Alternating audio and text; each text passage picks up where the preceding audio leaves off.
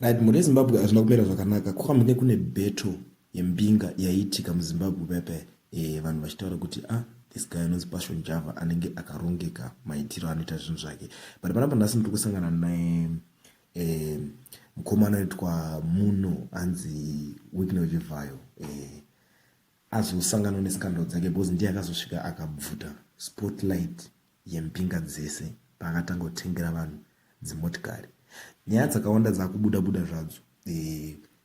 Mushure menge pazobuda maaudio paunzi no mota idzodzo dzakarohwa skillful hadzina kutengwa dzakatorwa nechikwereti. I know that one is a topic for another day. But panapa nyaya ndiri kusangana nayo ndeye Passion Java ari kutaura kuti vamwe vari kuti ndiye, vamwe vari kuti haasi. Saka vanzi ko iwewe unoti kudii?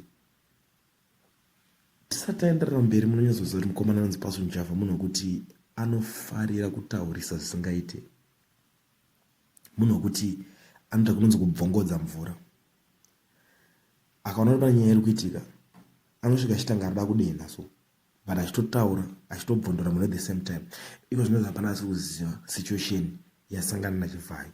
Chivayo wari kuti ayo maaudio haasi angu, inini am a businessman, a law abiding citizen zvekare ende ndinotedzera mutemo pamabusiness dealings ese andinoita. So pakuramba kwaari kuzoita ipapo ndo pari kuzokomendwa naJava kuti what's your take on that? Muri kuti ndiye munobvuma here kana kuti haasi? Amene muri Zimbabwe munoona sei nyaya yatangwa nemukomana uyu ari kudeno mafelo mbingazi ake